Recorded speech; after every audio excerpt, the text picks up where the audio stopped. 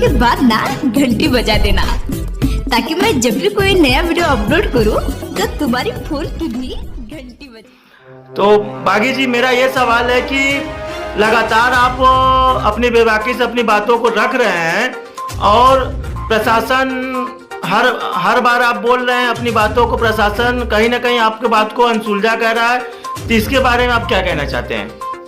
देखो, ऐसा है, प्रशासन जो बनारस का है वो एक तरह से ब्रोकर की तरह काम कर रहा है, और जो बनारस के यूनियन और नंबर टेकर कह लीजिए, स्टेट संचालक कह लीजिए, जो इनको उपाधि दे दो, इनका और यातायात विभाग से एक अपना साठगांठ चलता रहा है। तो कहीं ना कहीं कुछ लोग अगर विरोध कर रहे हैं तो कुछ लोग माला भी पहना रहे हैं, और प्रशासन यही चाह रहा है, वो आपस में लड़ा के अपने चालकों का शोषण करता रहा। और ये जो समस्याएं आ रही है, समस्याएं प्रशासन की नहीं है, ये समस्याएं सत्ता द्वारा लागू की समस्याएं हैं।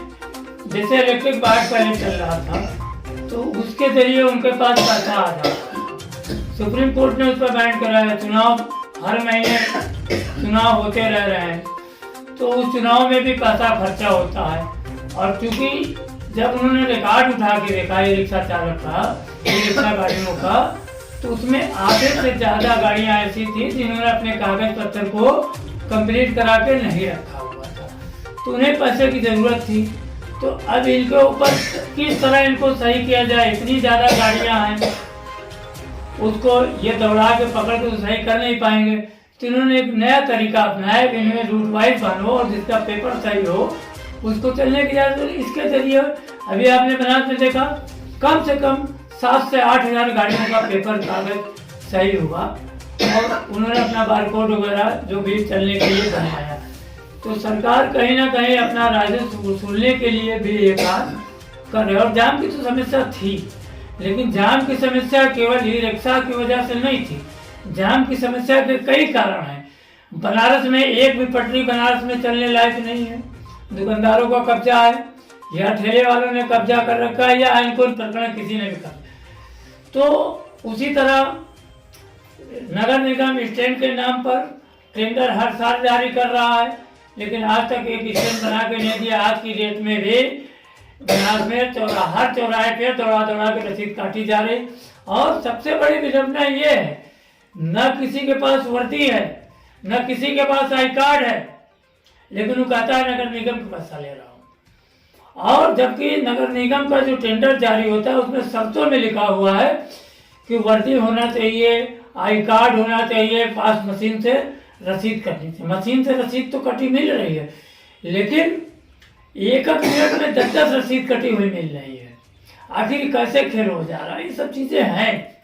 तो जाम की समस्या केवल ई रिक्शा नहीं था, ई रिक्शा को जो रूट बनाया गया, जो ये करा जा रहा है, वो दूसरा एक तरीका था राजस्व की वसूली करना। और कहीं ना कहीं ये अभी पिछले दिनों ये मैसेज मिला कि कुछ व्यापारी संगठन कमिश्नर साहब के यहाँ, कुछ अधिकारियों के यहाँ गए हैं कुछ गाड़ियों का परमिशन लेने के लिए, तो उस पर आप अपनी बेबाकी से बात रखिए। जैसे तो मैं शुरू से कह रहा हूँ कि रूट नहीं लूट का है, ठीक है, वो शुरू हो गया है।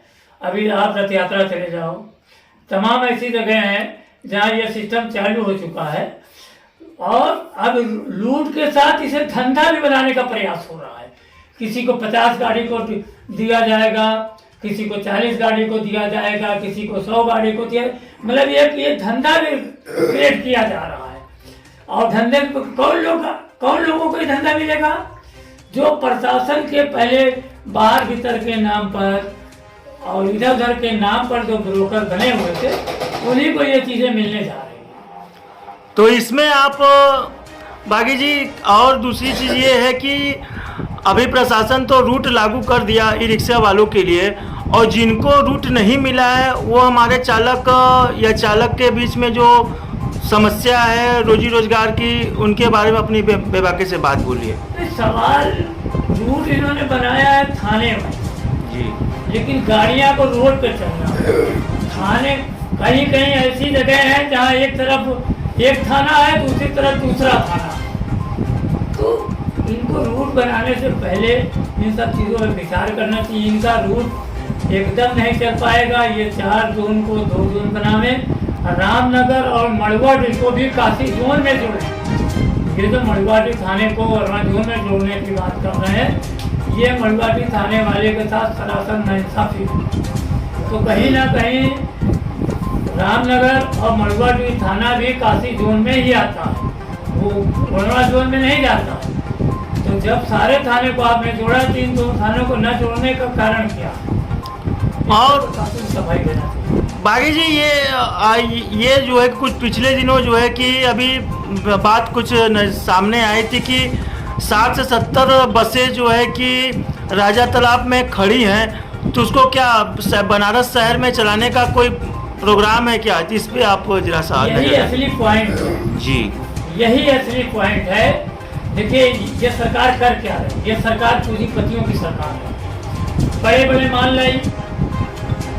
लाई, बड़े दुकानदार खत्म, ऑनलाइन लेके आई, छोटे दुकानदार खत्म, गंगा में छोटी नाव की जगह बड़े बड़े क्रूज लेके आई, छोटे नाव वाले का धंधा खत्म। इसी तरह ये रिक्शे को इस तरह परेशान करके उसको खत्म करके और बड़ी बसें यानी पूंजीपतियों की बसों को चलाने का प्रोग्राम है। आपके पास हस्ती तो है नहीं कि 2 करोड़ 2.5 करोड़ की आप बस खरीद लोगे, लेकिन पूंजीपति तो 1 मिनट में 1000 बस खरीद के रोड उतार देगा।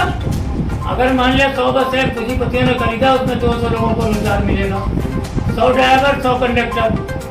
लेकिन अगर ये 25,000 टोटो या 26,000 रिक्शा चल रहे हैं, तो यहाँ 26,000 परिवार जी रहा है। लेकिन उसकी जगह 100-200 बसें आ जाएंगे, 400, 500, 1000, और वो भी कहाँ के लोग होंगे? अभी आपने देखा काशी विश्वनाथ मंदिर में है प्रसाद का वितरण करेगी गुजरात की कंपनी, अमूल की। यहाँ के पुल, सड़कें, जो भी काम ठेके वाली चीजें हैं, वो सब गुजरात के लोग करेंगे। और बनारस के लोग वोट देंगे और ताली बजाएंगे और हर हर मोदी और घर घर मोदी खाली करेंगे। इसी के लिए बनारस वाले लोग हैं। और ई रिक्शा चालकों के साथ जो शोषण और दुरुपयोग हो रहा है, उनसे उनकी समस्याओं के बारे में पूछते हैं। अच्छा, ये बताइए चाचा, आप कहाँ रहते हैं? बजटिया में ई रिक्शा चालक है आप। तो आप प्रशासन से क्या मांग करते हैं? मांग इस बात में करते हैं जो दिए हैं सही है। अगर कोई मरीज बीमार पड़ा हुआ है या स्कूली लड़कियां हैं, उनको वहाँ पहुँचाएं, तो हम लोग कैसे पहुँचाएं? वो भी परेशान होंगे। मरीज के हम कैसे पहुँचावेगा? कभी चौरा पहुँचाना हो तो पुलिस परेशान करेगी, 2000 की तलाश काट देगी, वो मरीज रास्ते में मर जाएगी। तो कुछ ऐसा रास्ता निकालिए, कम मरीज तो अस्पताल पहुँचा दें या लंका पहुँचा दें, कहीं का हो तो फिर बैठे में हम नाचेंगे। 80 जाएंगे, मदनपुरा जाएंगे, रोही तला जाएंगे, और बाकी अब इच्छा है कि यहाँ से जाना है, गाड़ी पकड़ना है, अब उसको आधी घंटा बाकी है। अब बताइए उसको कान कैसे पहुँचाएं? उसको तो गाड़ी छूट जाएगी, या तो मलबाड़ी उतारेंगे, फिर वहाँ से पकड़ेगा, तब वहाँ जाएगा तो पता चल उसकी गाड़ी चलेगी। तो ये तो समस्या ये है ही है। तो आप प्रशासन से ये मांग कर रहे हैं कि हमारे ये जो भेलूपुर जो है उनको कम से कम कैंट का रास्ता एक दिया जाए, और जो है कि अगर कोई मरीज है तो उनको कोई एक रास्ता दिया जाए। मरीज है उसको पहुँचाना है, दिन के बाद दिन है, 12 बजा हुआ है, 11 बजा हुआ है, 2 बजा हुआ, कोई रास्ता मिल गया तो हम कैसे, वो बेचारा तो मर जाएगा, नहीं पहुँचाएंगे। और उसको जो सवारी रहेगा वो गाड़ी बकेगा। तो भैया हमारा वाइट बोर्ड लगा हुआ है, जहाँ तक का ऑर्डर मिला वहीं तो जाएंगे। अब मरीज बढ़ जाएगा तो हम क्या करें? 2000 के चलान कटावे जी, हमारे इसका रास्ता बनाएंगे हमको पहुँचाने का। अच्छा, तो आप ये मांग करते हैं कि जो 4 जोन है उसको 2 जोन में किया जाए। हाँ, तो हमारे चालकों की भी मांग है कि जो 4 जोन है बनारस में उसको 2 जोन में किया जाए, ताकि रूट का दायरा बढ़े। और जो समस्याएं हमारे चालकों के है अभी जो है कि अभी इनको कम से कम भेलूपुर जोन को कैंट का रास्ता दिया जाए और इनका रूट का दायरा बढ़ाया जाए। क्यों चाचा? हाँ, बढ़ेगा तो हम कहेगा जो आप दिए चलिए हमको मंजूर है, मगर जो सवारी पैसेंजर मरीज की बेचारे कैसे पहुँचावा जाए? तो आप प्रशासन से आप एक अपील आप हाथ जोड़ के कर दीजिए कि प्रशासन। हम हाथ जोड़ कहते हैं कि आप हमको इतना दीजिए, कम मरीज के कभी चौरा, लंका पहुंचा सके कोई आप कैंट कम से इतना तो आप दीजिए, कम कैंट पहुंचा दे। कोई मरीज मर रहा है उसको हम कभी चौरा पहुंचा दे, या मरीज मर रहा है डंका पहुंचा दे, कि कोई पुलिस हमको कुछ ना कहे।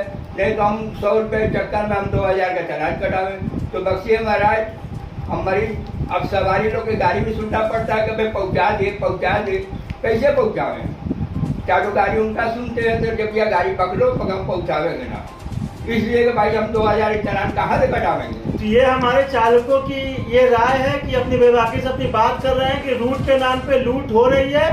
और मेरा मांग है माननीय एसपी ट्रैफिक से हाथ जोड़ के यही कि जो हमारे साथ चालकों के साथ न्याय हो और उनके साथ जो रूट का दायरा इसको बढ़ाया जाए, बजरिया बेलूपुर जोन के जो है, और ये जो है कि बेबाकी से अपनी बात को रखिए, इनको सुना जाए।